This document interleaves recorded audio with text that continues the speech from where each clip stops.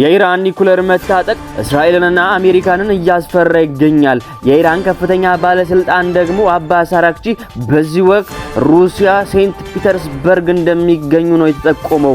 ዋጋው እንደናር ይቆያል እንጂ መቼም ነዳጅ ወደ ቀድሞ ሁኔታ አይመለስም ሲባል ነበር። እስራኤል ደግሞ ሊባኖስ ላይ በፈጸመቻቸው ጥቃቶች የ14 ሰዎች ህይወት ማለፉን እየተደመጠ ይገኛል። ዓለም ላይ በየዕለቱ የማይሰሙ ጉዶች የሉም። መሽቶ ሲነጋ ተውሎ ሲከረም በየሰዓቱና በየጊዜው አዳዲስ አጀንዳዎችና አዳዲስ ወሬዎች አሉ።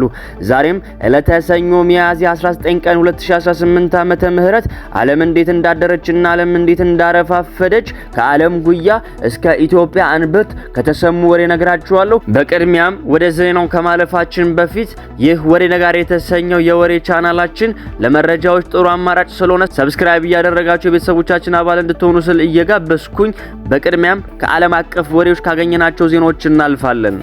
የኢራን ኒኩለር መታጠቅ የሁለቱ ሀያላን ሀገራትን የእስራኤልና የአሜሪካን ስጋት ከፍ አድርጓል ሲባል ነው የተደመጠው።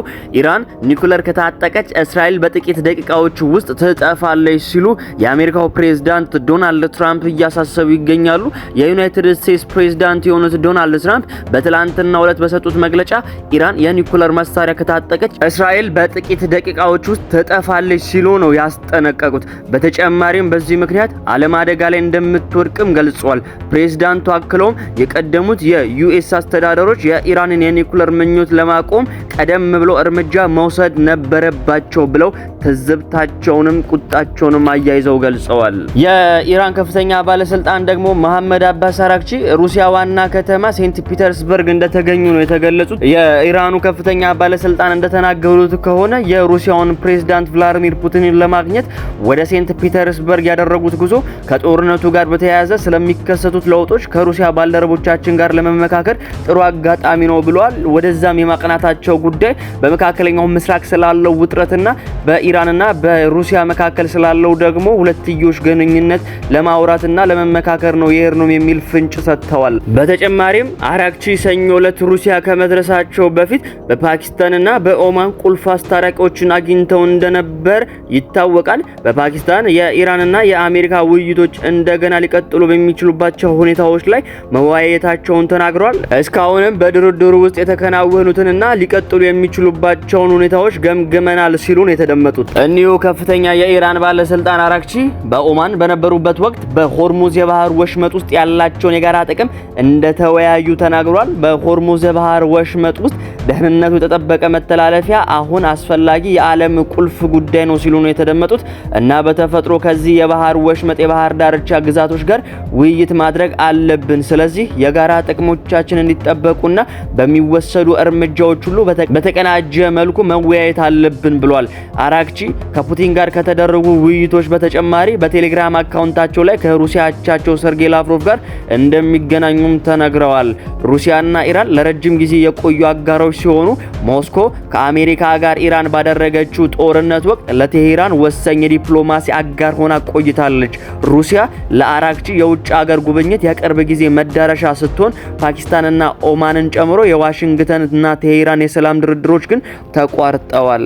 የመካከለኛው ምስራቅ ጦርነት ዳፋው ለነዳጅ ዋጋ መጨመርና መቀነስ የተረፈ ሲሆን አሁን ደግሞ የኢራን ከፍተኛ ባለስልጣናቶች የነዳጅ ዋጋ እንደናረ ይቆያል እንጂ መቼም ወደ ቀደመው ቦታ እንዲሁም ወደ ቀደመው ዋጋ አይመለስም ሲሉ ነው እየዛቱ የሚገኙት። ብሬንት ድፍድፍ የተባለው ደግሞ ዓለም አቀፍ የነዳጅ መለኪያ በፐርሰንት 2.14% ከፍ ያለ ሲሆን በዶላር ደግሞ ከ107.58 ዶላር በላይ ከፍ ማለቱን ገልጿል።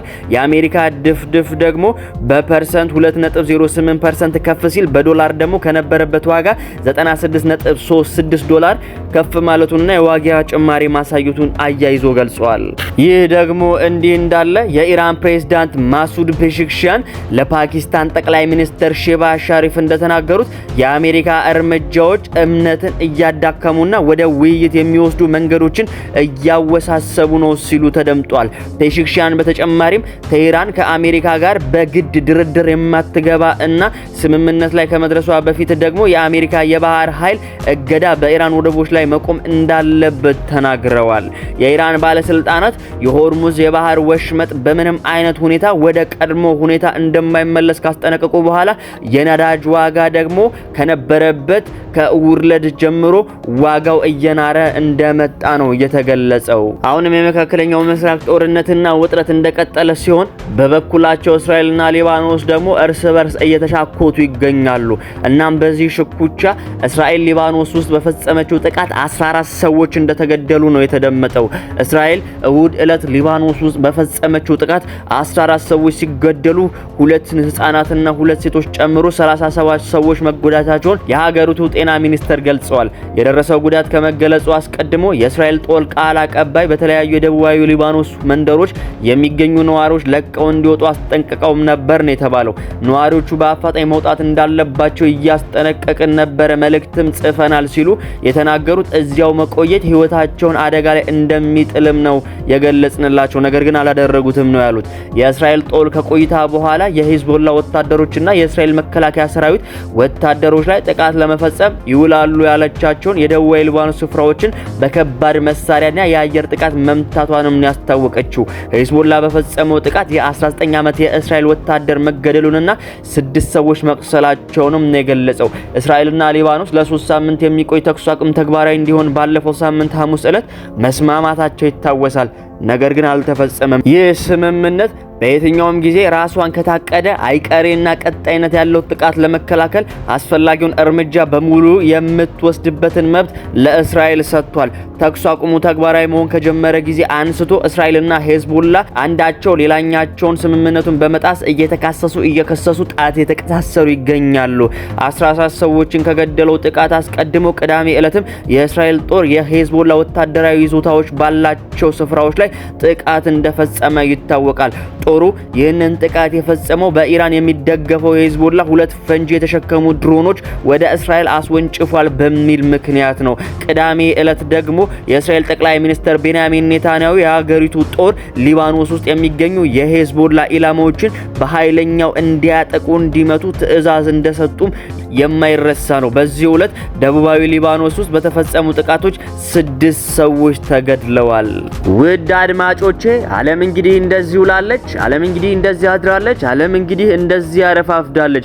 እንዲህ አይነት ትኩስ ወሬዎችንና ዓለም አቀፋዊ እንዲሁም ሀገራዊ ወሬዎችን ማግኘት የምትፈልጉ ከሆነ ይህ ወሬ ነጋሪ የተሰኘው ዩቲዩብ ቻናላችን ጥሩ አማራጭ ነው። ሰብስክራይብ እንድታረጉ ስል እየጋበዝኩኝ ለወዳጅ ዘመዶቻችሁ ደግሞ ይህንን ወሬ እንድታደርሱላቸው ስል እየተናገርኩኝ ለዛሬው የነበረው የሰኞ የሚያዝያ 19 ቀን 2018 ዓ.ም ወሬያችን ይህንን ይመስላል። በቸር ዋሉ። ጤና ይስጥልኝ።